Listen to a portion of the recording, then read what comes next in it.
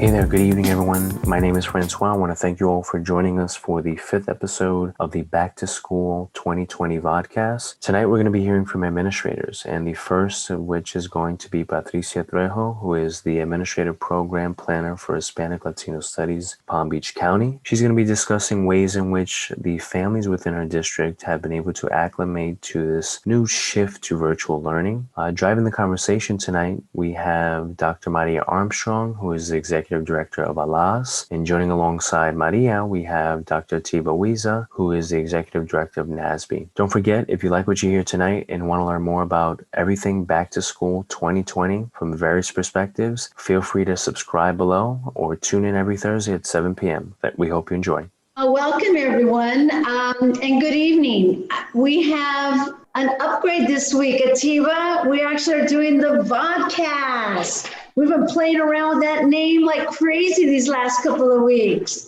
So pretty excited about that. And we just want to, remind everyone that the whole purpose of this vodcast is just to have a conversation. The conversation that engages and centers around the topics that's most passionate to both you and I, of course, and that is anything that has to do with education. So with that, my co-host, Atiba, what you want to say? Well, this has been quite interesting and informative, and I look forward to hearing what Patricia has to say about how things are happening in our district, how much different they are this year at this time than they were last year at this time, and what are some of the things that you guys are doing to adjust. Yeah, and I want to put out there too, so that we're just talking off the top of our heads as far as reacting to different questions, but I got to put it out that the opinions, the experiences, all of this that's shared right now has nothing to do, it is not a reflection of both NABSE and ALAS. And so with that, we're just going to go ahead and go into our first question, Patricia. First of all, can you tell us a little bit about who you are and where you're from? Well, gracias, Maria. I appreciate the invitation. I'm excited to be here with everybody. I basically have been in education for 21 years, and I have been in 3 different school districts, ranging from elementary, middle to high school, teacher, assistant principal, principal. Now I work at the district office as an administrative program planner for Hispanic Latino Studies. Love the job. It's amazing. Get lots of opportunities to really showcase and highlight curriculum, but also how we're infusing all the diverse areas as it relates to the infusion of African-American, Latino, gender, and Holocaust studies. Here in Florida, we actually have a Florida statute 1003.42 that basically talks about that we must make sure that our students are taught Hispanic Latino studies, specifically Hispanic contributions made in the United States. So a lot of that work is, very interesting and certainly very meaningful.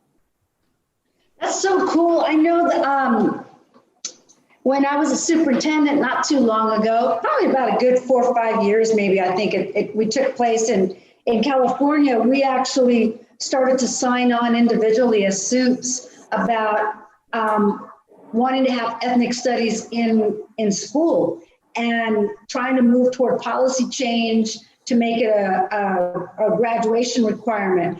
And just in these past couple of weeks, I'm sure you saw the Twitter feeds come through where they actually have pushed it. So that's great news. And it sounds like they've done that in Florida as well. Yeah, I did see that. I thought it was amazing. It's unfortunate that it takes so long to be where we're at now, but I'm glad to see the progress. And in moving forward, we have to continue that momentum and vocalize it, ensure that we're representing all of our students.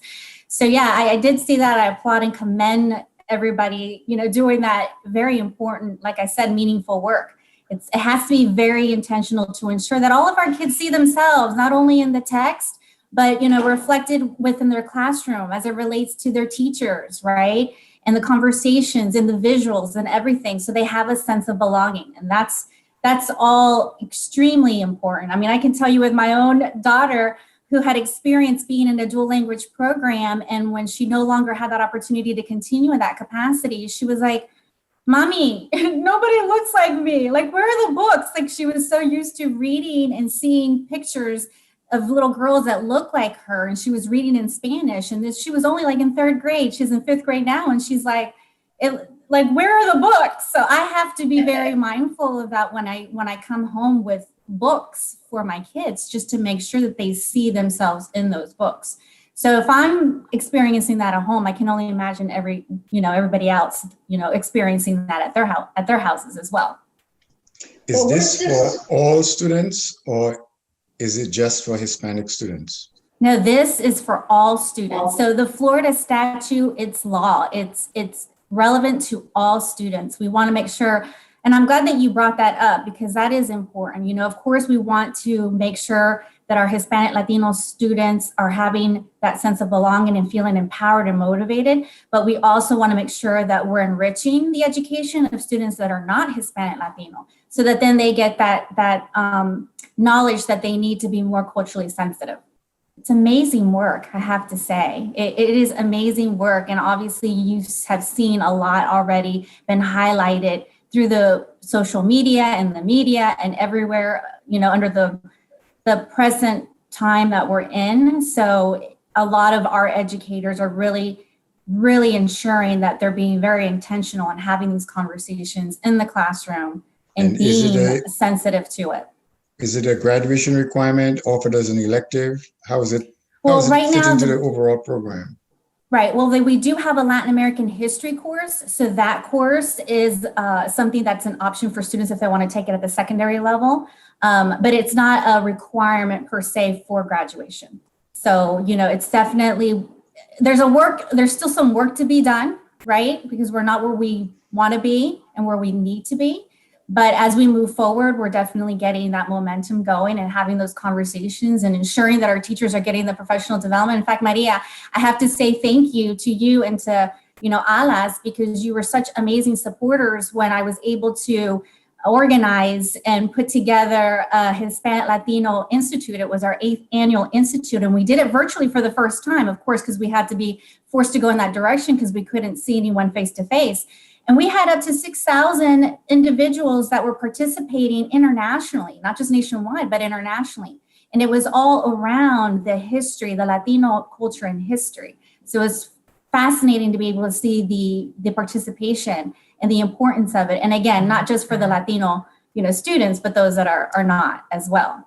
You mentioned, especially during this time, and as an administrator during this time, one of the things that we've been asking, anyone who's been on these talks with us is their perspective when it comes to during this time. So as an administrator, opening school, how long have you been in school? Is it a hybrid? Is it all remote? Can you talk a little bit about that, what it's looking like in your school district? Yeah, right now it's a hybrid. I mean, listen, everyone's emotions are on the rise, right? And there's not the right way to do it. At the end of the day, it's about our kids and doing what's best for the kids. So right now, actually, a lot of our students not only are experiencing the hybrid experience, but they're also going into the schools and having that option and that opportunity to go into the school site and be in a classroom face-to-face with the teacher, of course, with all the, the pertinent guidelines in place, right? My daughters, for example, I've got two, a 7 and a 10-year-old.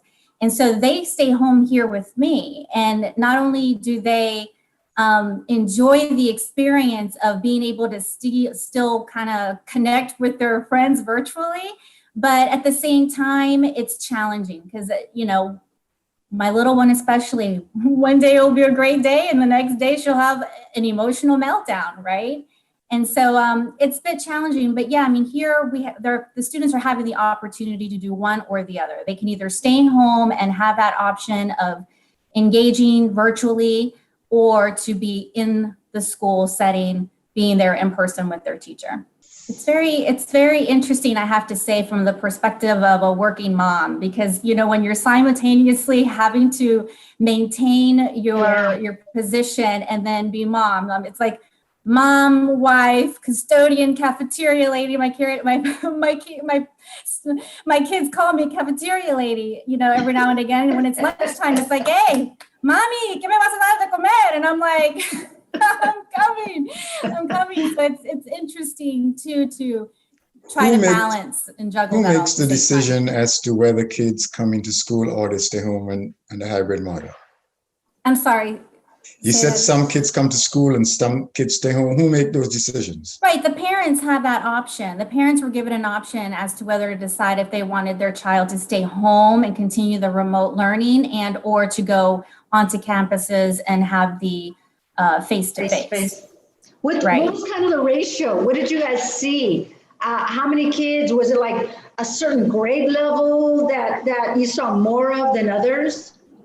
Honestly, I can't speak to those specific numbers, but just from having conversations with colleagues and parents, it's really just very diverse right now. It's you know, spread out. Unfortunately, I can't speak to the numbers, but the ones that are in the school settings are having some positive experiences. I do see that highlighted, and we are speaking, you know, at least I would say I'm speaking to a lot of my colleagues that are also parents that are enjoying that experience, but also the parents that are doing it virtually, because again, it goes back to what's working for you as your family and your children.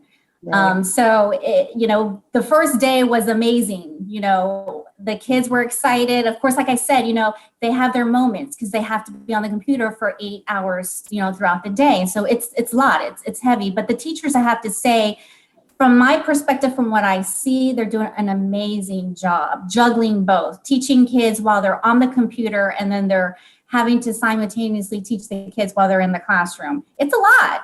It's a lot. And so I have to commend them for doing both simultaneously and really maintaining that rich, you know, educational environment for both. Do you find that